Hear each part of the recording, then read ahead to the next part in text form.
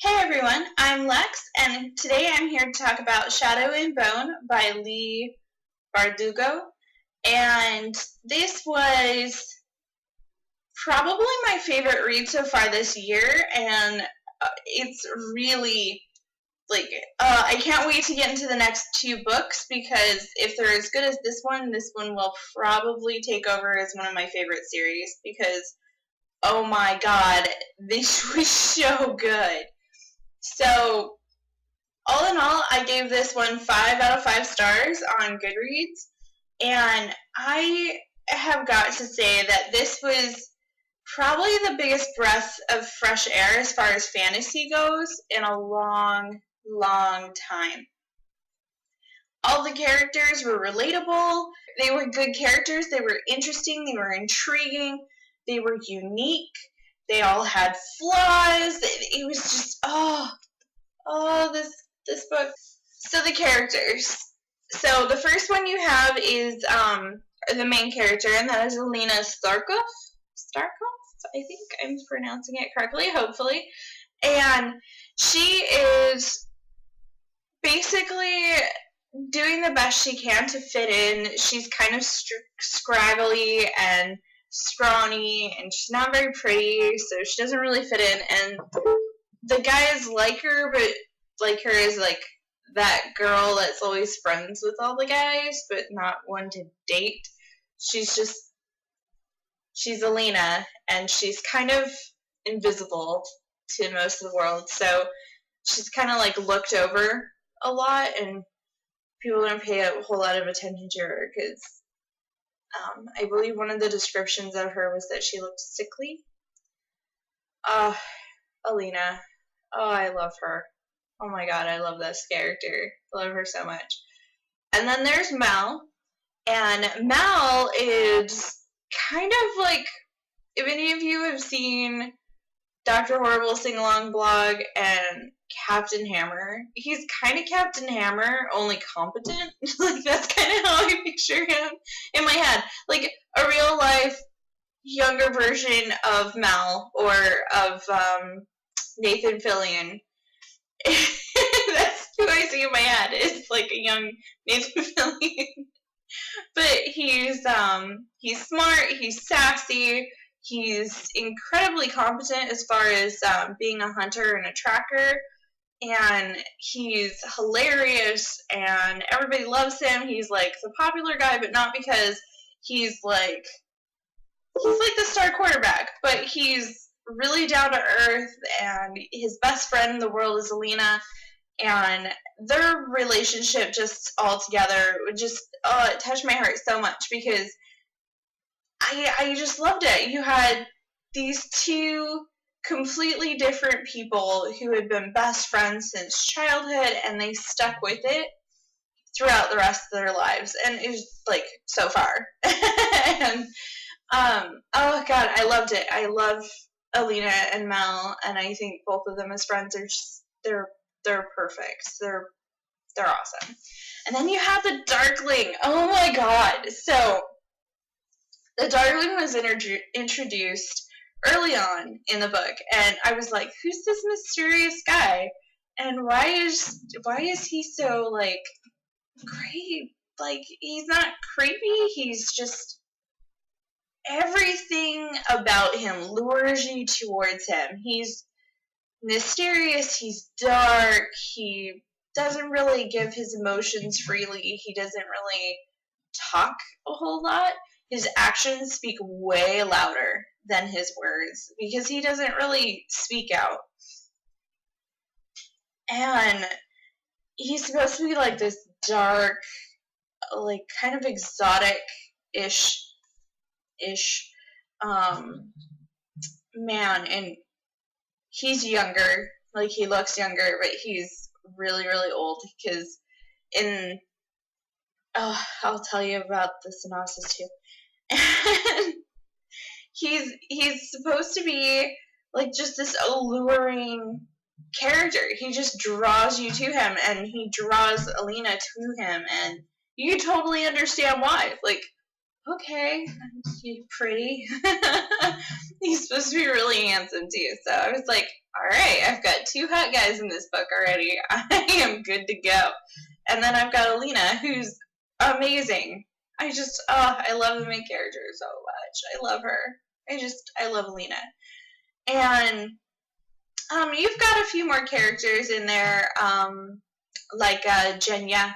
Genya is so cool. So she is the ultimate beauty. She is the most beautiful woman pretty much of this entire land that they're on. And Genya has the power to essentially manipulate the skin and manipulate the looks of others. And so she has, over her lifetime, manipulated her like cheekbones and her facial structure and everything so that she looks perfect. So she is the epitome of the most beautiful Grisha or woman. So, and Genya, while she's the most beautiful, she's also like really low ranked. So she's kind of really down to earth, and she's not overly preppy, and she sounds like such a fun friend to have and be around. Even towards the end of the book, I felt for her so much. And it was all politics. But, so the Grisha, oh my gosh, the Grisha. So, take all of, like, the most popular, kind of like the Mean Girls, almost, and duplicate those with the guys, like, make this clique of beautiful, rude dudes as well, and put them all together, and then you've got these magic-wielding, science-wielding, people who are beautiful, they're snobs, but each one of them that Alina comes across is so unique. So you've got these characters that have these unique ways of like going about talking or like introducing themselves or oh my god. So even though they're complete snobs, I still enjoyed reading these characters. I still enjoyed like learning a little bit more about them, learning about their powers, and I think it's like the science arts and whatnot, but they claim it's all science, and yet they can wield fire and lightning and what else was there? There was wave makers, and darkness was the darkling who can control darkness, and he can amplify other people's powers. And they didn't really explain a whole lot about the heart renderers, but I'm assuming that they can basically just edge die because everyone's afraid of them. And then you've got the soldiers, and oh my gosh, there's so many kinds of characters and so many characters, and I didn't feel overwhelmed at all throughout the book. It was just, oh, there's this person and this kind, and then that person's this, and they give you Leigh Bardugo gives you a list of the kinds of Grisha in the front of the book. So you have the Corporeal Kai, the Ethereal Kai, and the Material Kai. So you've got soldiers of the Second Army, masters of the small science, not special science, small science. And so you've got the Corporeal Kai, which is the order of the living and the dead. So you've got heart renderers and healers. So the healers, is just, and then you get itchy and your skin mends together and you're healed. And then you've got the Ethereal Kai, the order of summoners. So you've got Squallers, Inferni, and Tide Makers. I didn't see a whole lot from the Squallers, like what they're supposed to do. I did see the Inferni. And they basically, Inferno, it's fire. And then Tide Makers, I'm assuming, is like water. Because you don't really see a whole lot from the Tide Makers in this first book. And then there's the Material Kai, the order of fabricators. So you have Duras and Alchemy. So the Alchemy, I believe, were the ones that worked with the metals, I think. And the Durists, I think, were like, were they the tapestries and like the fabric people? I'm not sure, because I don't remember them saying Duras throughout the book, but I could have missed it. So you've got all of these different kinds of Grisha, and I want to show you. So this is set in a land, and it's a fantasy. So she gives you a map of like what the world looks like. So you kind of start off in the story like over here, I think. Camera. And then you go through the Unsea. So see the Unsea and see those creatures like through here? Maybe you can. Maybe you can't. You can't tell. It's so hard to make you see. And then you start traveling through here. And you end up here. At the Alta, I believe. I think that's where they were going. And in this land you've got, pretty much you had magic wielders throughout the whole time. And then about, I think it was 3 generations ago, a darkling summoner, so a summoner who could create darkness, he went crazy and he created the Fold. And the Fold is what they call the Unsea. And from what I gathered from the description from the Unsea was that it's like nothingness and pure darkness. So it's like this void throughout the middle of the land, cutting off all of their supplies and cutting off everything that they need.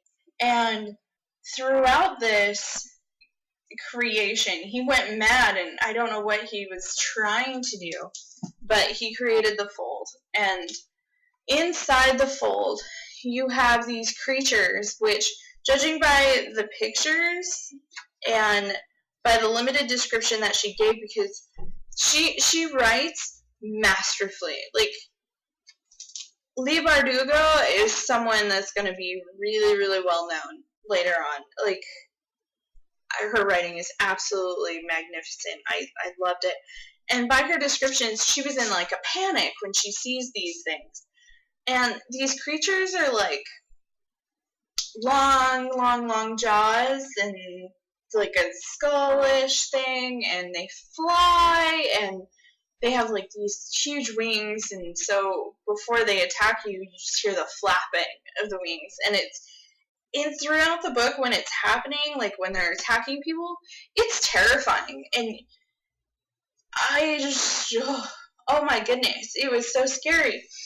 And like the reactions from people throughout everything are very appropriate. They're very believable. This world that she has built is magnificent, and the way she describes buildings and creates the world, it's not hard to imagine. So, like, she describes the palace, and I could picture it perfectly. It wasn't like, oh, well, let me go look that up. However, she does use some words in here that I believe are in Russian, I think. I hope I'm right with that, but like kefkef is, she talks about like putting on her kefkef. Well, I didn't know what that was. I'm not from that lineage, so I don't really know a whole lot about Russia. However, my sister-in-law knows a lot about Russia, and so I'm sure she didn't have that problem, but I had to look up some things to kind of figure out what she was talking about, because I was like, I don't know what that means. So, like, a kefka is like a summoner's robe, essentially. It kind of looks like a summoner's robe, but it's a lot more fancy. It's got, like, cuffs, and it's supposed to be beautiful, and it's made out of, like, this special material in the book that can, like, stop bullets. So it's really cool. Like, the way she makes things and describes things. I did have to look up a few words because I'm not familiar with that culture. But that was just me, so hopefully you guys don't have that problem. I didn't find it hindering. I would just stop in the book and pull out my smartphone and be like, what's this? Look up image. And I would see a Kefka, and I'm like, oh. But I did have to put in Kefka clothes, because apparently Kefka is also a type of food. Didn't know that. Just saying. But overall, in the plot, oh my god, the plot. I can't really tell you a whole lot. All I can really tell you is that Lena finds out she thinks she's completely normal and kind of sickly and grotesque person, and she's doing all that she can to just fit in, and all of a sudden out of nowhere something happens, and out of fear she uses powers and saves everyone's lives. Well, this particular power isn't something that the Grisha are familiar with. It's extremely, extremely rare, and so they freak out. They all wig, and she pretty much thinks that they're going to kill her at first. And, several of the other characters think that she's, being tortured and whatnot. And all she did was save everyone's lives. And so the Darkling, who is, the head Grisha, and second to the king, takes her in to tutor her and teach her how to use her powers and everything. And that's all I can tell you. I know, but anything else would spoil it. But let me tell you this. Read it. Oh my goodness, read it. There is not really anything else I've ever read that had a similar plot or a similar storyline. And the twist is so out of left field. I avoided all the spoilers for this book, and I'm super happy that I did. All I heard was that this was a 5 out of 5 star book, and that Veronica Roth, the author of the Divergent series, really loved it. So I was like, you know what, I'll pick it up. And I went into it blind. I didn't even read, I read you guys in my book haul, the synopsis, and that is all I knew about the book. So, guys, read it. This is amazing. It's a phenomenal book, and I'm so sad that I have to give this back to the library. I just want to hug it and never let it go. This will be my pillow for the rest of my life if I owned it. I love this book, and I'm definitely planning on picking up my own copy, because more than anything right now, I just want to reread it. I know. Once I finished it, all I wanted to do was pick it back up and read it again.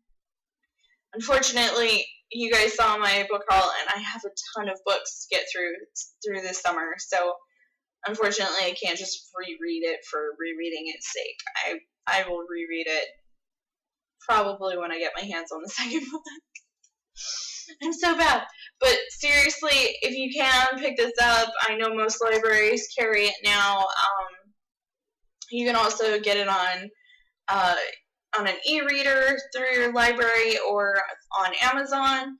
I've seen it going for pretty cheap on Amazon, and Barnes & Noble, I think it was still pretty expensive. This particular copy, because it's a library copy, but it doesn't have, well, it does. So the hardbound is going for $17.99 for retail. So, and it has embossed letters and stuff, so it feels really cool. And it's on the side too. But really, guys, this is probably my favorite book that I've read, fantasy book that I've read this year so far. Pick it up. It's unbelievably worth it. I know for a fact that most people will absolutely love this book. So, pick up Shadow and Bone by Leigh Bardugo. Leigh Bardugo. Shadow Book. If you are a member on Goodreads, if you go onto Leigh Bardugo's author page on Goodreads, she has some videos where she talks about the inspiration. Well, she shows the inspiration for this book, and then there's an interview with her that I found absolutely hilarious, and I loved it. And the book trailer, oddly enough for this, gave me chills. It was really good. So, good job on the book trailer. Go figure. But I hope you guys are all having a fantastic spring, summer, whatever, and I will see you in the next one. Bye! My second favorite book is Lies of Lockamora, and this has been such a good treat, like really an amazing treat. So what's different from Oblivion than you have with any other book, really,